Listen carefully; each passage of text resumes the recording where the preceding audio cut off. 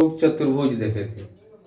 आज क्षेत्रमिति का त्रिभुज का कुछ बेसिक फार्मूला देखते हैं। ठीक, त्रिभुज किसे कहते हैं? तीन भुजाओं से घिरे क्षेत्र को त्रिभुज कहा जाता है। ए बी सी, तीन भुजाओं से घिरे क्षेत्र को त्रिभुज कहा जाता है। ठीक, त्रिभुज का क्षेत्रफल क्या होता है? त्रिभुज का क्षेत्रफल होता है 1/2 आधार गुणे ऊंचाई। त्रिभुज का क्षेत्रफल बराबर 1/2 आधार गुणे ऊंचाई। ऊंचाई यहाँ से यहाँ की दूरी, आधार इसको मानता है और ऊंचाई ये।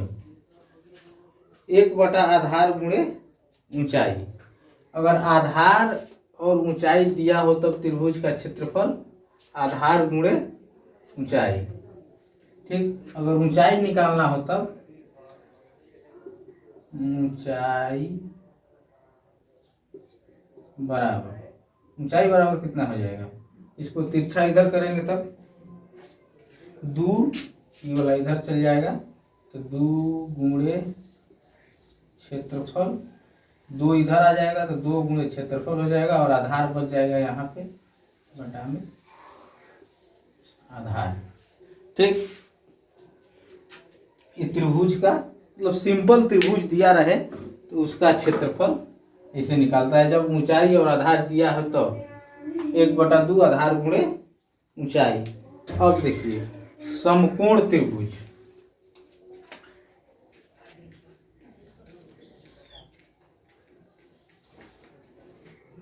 समकोण त्रिभुज में क्या होता है?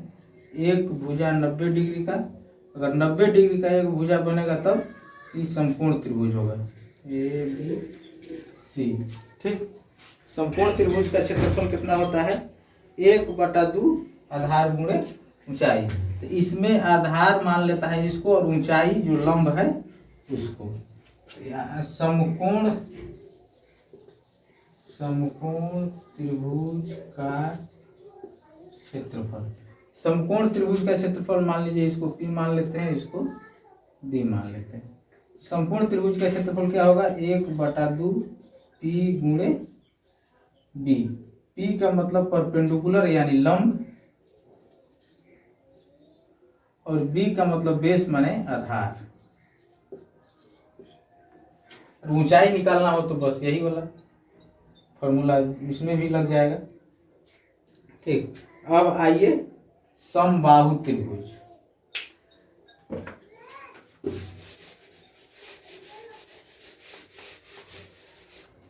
समबाहु त्रिभुज क्या होता है? समबाहु त्रिभुज का मतलब ऐसा त्रिभुज जिसकी तीनों भुजा आपस में बराबर हो। समबाहु त्रिभुज, समबाहु त्रिभुज यानी ए बी सी, मतलब तीनों भुजा बराबर हो। ये जितना होगा उतना ही ये होगा और उतना ही ये होगा। ठीक, एक भुजा को ए अगर मानते हैं तो ये भी ये होगा और ये भी ये होगा। ठीक, समबाहु त्रिभुज का क्षेत्रफल कितना होता है? समबाहु त्रिभुज का क्षेत्रफल होता है, समबाहु त्रिभुज का क्षेत्रफल बराबर, समबाहु त्रिभुज का क्षेत्रफल बराबर होता है √3/4 गुणे भुजा स्क्वायर। √3/4 गुणे भुजा स्क्वायर समबाहु त्रिभुज का क्षेत्रफल होता है। और समबाहु त्रिभुज की ऊंचाई निकालना रहे तब क्वेश्चन में पूछ दिया समबाहु त्रिभुज का ऊंचाई यहाँ से यहाँ तक, एक भुजा से दूसरे कोण तक। समबाहु त्रिभुज का ऊंचाई बराबर कितना होता है? समबाहु त्रिभुज का ऊंचाई बराबर √3/2 गुणे भुजा। समबाहु त्रिभुज की ऊंचाई निकालना रहे तो √3/2 गुणे भुजा, और समबाहु त्रिभुज का क्षेत्रफल निकालना रहे तो √3/4 गुणे भुजा स्क्वायर। ठीक, अब आता है विषम बाहु त्रिभुज। विषम बाहु त्रिभुज का मतलब कि जिसमें तीनों भुजा, कोई भी भुजा आपस में बराबर न हो। विषम बाहु त्रिभुज, विषम बाहु त्रिभुज कहीं भी कुछ भी खींच लीजिए, तीनों भुजा आपस में बराबर नहीं रहेगी। ठीक, ए बी सी, अगर इसको ए मानते हैं, इसको बी मानते हैं, इसको सी मानते हैं, क्योंकि तीनों भुजा आपस में बराबर नहीं है, तो विषम बाहु त्रिभुज होता है जिसकी वह त्रिभुज जिसकी तीनों भुजा आपस में बराबर न हो। ठीक, तो विषम बाहु त्रिभुज का क्षेत्रफल कितना होता है? विषम बाहु त्रिभुज का क्षेत्रफल बराबर अंडर रूट में कितना होता है? S into S minus A, S minus B, S minus C. अब कहिएगा कि यस क्या है? ठीक, तीनों जगह जो यस लगा है यस क्या है? तो यस का मतलब होता है कि समबाहु त्रिभुज के परिमिति का आधा। यस का मतलब होता है समबाहु त्रिभुज के परिमिति का आधा। तो समबाहु त्रिभुज कितना हुआ? परिमिति का मतलब है कि तीनों भुजाओं का योग। तो तीनों भुजाओं का योग कितना होगा? ए प्लस बी प्लस सी, ये तीनों भुजाओं का योग हो गया, और तीनों भुजाओं का योग होगा परिमिति, और परिमिति का आधा होता है यस। ठीक, इसलिए यस बराबर होगा तीनों भुजाओं का योग बटा में आधा, या त्रिभुज के परिमिति का आधा। ठीक, अब आगे देखिए, समद्विबाहु त्रिभुज।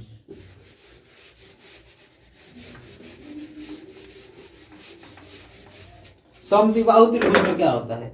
समद्विबाहु त्रिभुज में होता है कोई भी दो भुजा आपस में बराबर होगी, कोई भी दो ठो भुजा आपस में बराबर होगी, ए बी सी।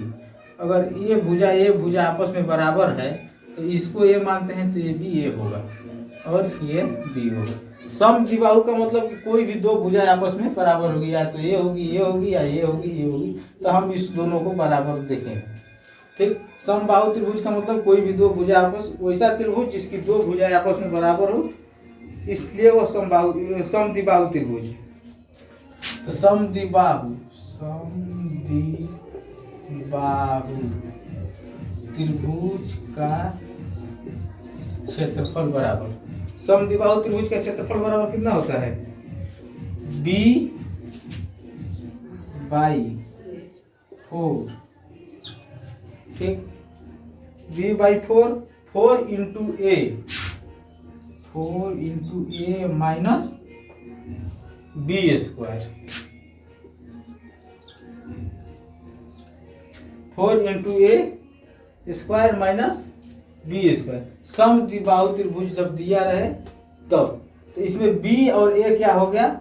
ए हो गया जो दोनों भुजा बराबर हो, ए, और बी हो गया तीसरी भुजा। ठीक, ए का मतलब दोनों भुजा जो बराबर हो ए होगा, और बी का मतलब जो तीसरी भुजा अलग है वो हो जाएगा। ठीक, अब समद्विबाहु त्रिभुज की ऊंचाई किसे निकालेंगे?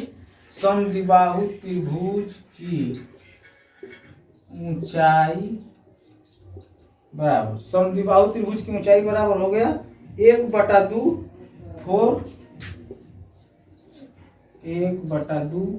4a square minus B square. इस समद्विबाहु त्रिभुज की ऊंचाई हो गई। ठीक, और भुजा तो आप लोग बताइए दिए कि समद्विबाहु त्रिभुज में दो भुजा आपस में बराबर होगी, ए होगा ये, तो ये भी ए होगा और ये बी होगा। इसलिए इस फॉर्मूला को अगर बैठाना रहेगा तो ए के जगह पर बैठाएंगे वही भुजा जो दोनों बराबर हो, ए, और बी तीसरी भुजा जो दोनों भुजा से बराबर न हो। अब आइए, त्रिभुज में इतना ही तरह का त्रिभुज बनता है। और अब आइए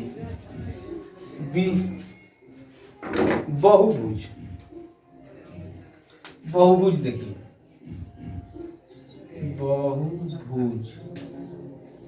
बहुभुज किसे कहते हैं? बहुभुज मतलब ज्यादा से ज्यादा भुजाओं से घिरे हुए क्षेत्र को बहुभुज कहते हैं, जिसमें कितना हो भुजा से घिरा हुआ क्षेत्र हो जाएगा। जिसे हम एक तो बहुभुज बनाते हैं,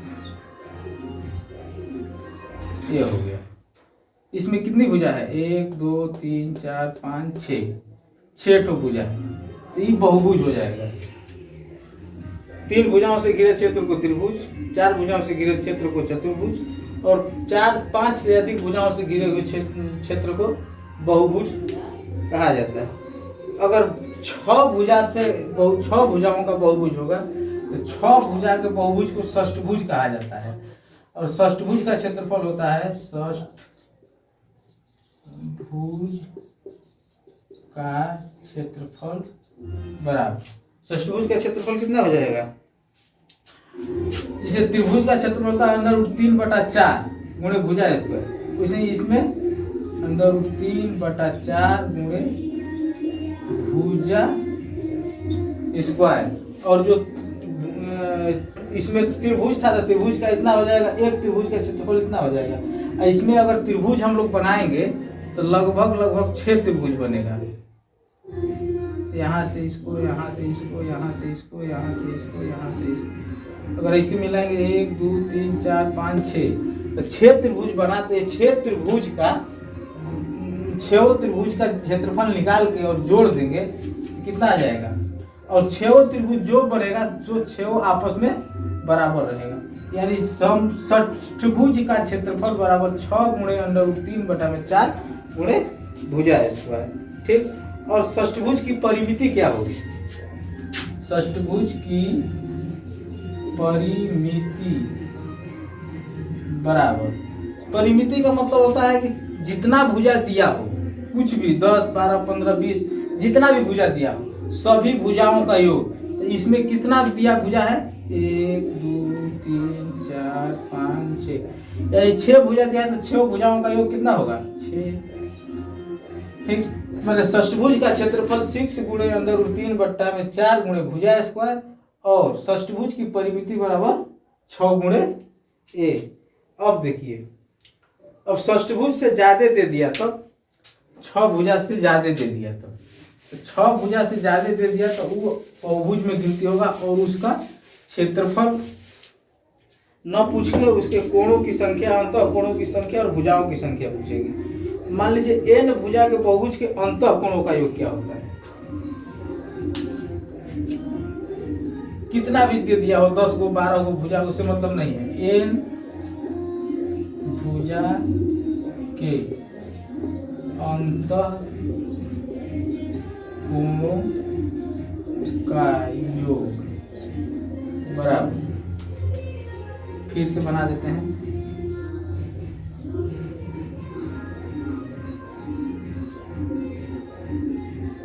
इस 7 को भुजा इसमें हो गया। ठीक। n-2 n भुजा वाले अंतः कोणों, n भुजा के बहुभुज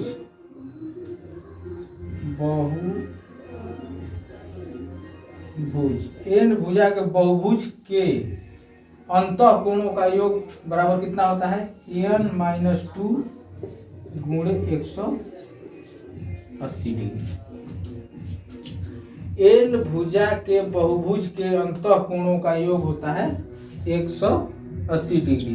n-2 गुणे 100, मतलब जितना भुजा दिया हो, 10 गो 15 गो 20 गो 25 गो 5 गो 7 गो, जितना भुजा दिया है उतनी की संख्या -2 और गुणे 180 डिग्री।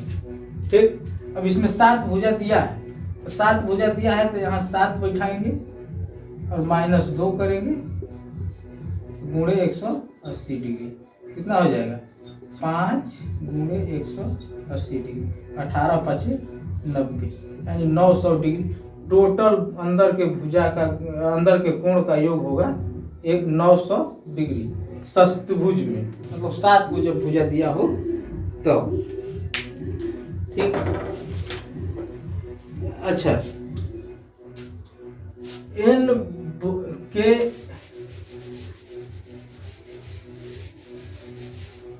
देखिए, अब इसकी परिमिति क्या होगी? n भुजा वाले बहुभुज की परिमिति बराबर, तो एन भुजा वाले बहुभुज की परिमिति बराबर, जिस तरह षष्ठभुज का निकाले 6 गुणे एन, उसी तरह 6 गुणे ए, जितना भुजा था उतना गुणा भुजा की संख्या। तो इसमें एन भुजा दिया है, तो एन गुणे भुजा जितना दिया है, एन गुणे भुजा, एन गुणे भुजा, एन भुजा वाले बहुभुज की परिमिति, परिमिति का मतलब होता है कि टोटल भुजाओं का योग, तो टोटल भुजा यन गुणे भुजा, एन भुजा वाले प्रत्येक अंतःकोणों का योग निकालिए लिए, एन भुजा वाले प्रत्येक बाह्य कोण कितना होगा, मतलब एन भुजा वाले, ठीक, अगर एन भुजा दिया है, अब पूछ रहा है कि जिसे टोटल हम लोग निकाले षष्ठभुज का बैठा के 900 आया था, अगर पूछ दिया कि एन भुजा वाले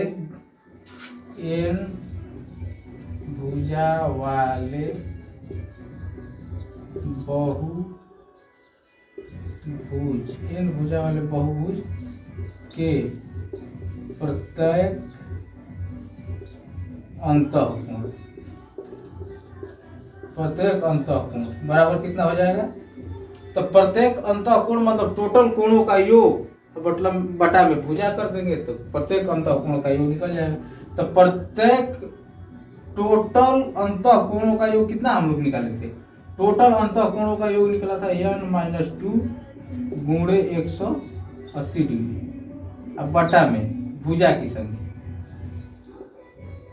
ठीक, n भुजा वाले बहुभुज के प्रत्येक अंतःकोण बराबर होगा n-2 गुणे 180 डिग्री बटा में n, भुजा से भाग दे देंगे तो एक कोण निकल जाएगा, यानी टोटल हम लोगों का षष्ठभुज में निकाले थे 900 और 7 को भुजा है तो 7 से भाग देंगे, जो आएगा सो एक एक भुजा के कोण का मान होगा, ठीक। अब एक चीज और देखिए, अब ये हो गया बहुभुज, बहुभुज में प्रत्येक अंतःकोण और प्रत्येक अंतःकोणों का योग, दोनों चीज देख लीजिए। अब बाह्य कोण कितना होता है, बहुभुज के बाह्य कोणों का योग कितना होता है, तो बाह्य कोण का मतलब कि इधर से इधर इसको बढ़ा दिए, ये भुजा को इधर बढ़ा दिए, ये भुजा को इधर बढ़ा दिए, ये भुजा को इधर बढ़ा दिए और ये भुजा को इधर बढ़ा दिए और ये भुजा, तो इसमें ये वाला जो कोण बना है इसको बाह्य कोण कहता है, तो इसको बाह्य कोण कहता है। तो ये बाह्य कोण का योग देखिए, कोई भी कितना हो नंबर का भुजा हो, एन भुजा, एन का मतलब 5 को भुजा हो, 6 को भुजा हो, 7 को, 8 को, 10 को, 20 को, कितना भी भुजा हो, भुजाओं की संख्या कुछ भी हो, बाह्य कोणों का योग हमेशा होता है 360 डिग्री, बाह्य कोणों का योग बराबर 360 डिग्री। बस बाह्य कोण कितना हो भुजा दिया हो, 5 को, 10 को, 15 को, 20 को, कुछ भी दिया हो, तो बाह्य कोणों का योग होता है 360 डिग्री, मतलब बाह्य कोण जितना भी बाहर का कोण है सबको निकाल के जोड़ेंगे तब 360 डिग्री आएगा। और एक कोण निकालना रहे, जितना बाह्य कोण दिया है, जो जट भुजा दिया है बाह्य भुजा, उतना से भाग दे देंगे तो प्रत्येक अंतःकोण निकल जाएगा। मतलब जिसे 6 गो है, इसमें 6 से भाग देंगे तो प्रत्येक भुजा निकल जाएगा। जैसे 1 2 3 4 5 6 था, इसमें 6 से भाग दिए तो 6 से भाग देंगे तो ये हो जाएगा 160 डिग्री का भुजा, 160 डिग्री का। अगर ये 90 डिग्री का मतलब जिसे आयत बना दिए चाहे वर्ग बना दिए, तो वर्ग में भी सभी बाह्य भुजा 360, कुछ भी बनाइए, त्रिभुज बनाइए, वर्ग बनाइए, आयत बनाइए, कुछ भी बनाइए, सभी का बाह्य कोण 360 डिग्री का होवे करता है। तो 360 डिग्री का बाह्य कोण, एक कोण निकालना रहे तो जितना भी भुजा दिया हो, भुजा की संख्या जितना दिया हो उसे भाग कर देंगे, यानी भुजा प्रत्येक प्रत्येक बाह्य कोण बराबर 360 डिग्री बटा में भुजाओं की संख्या। ठीक,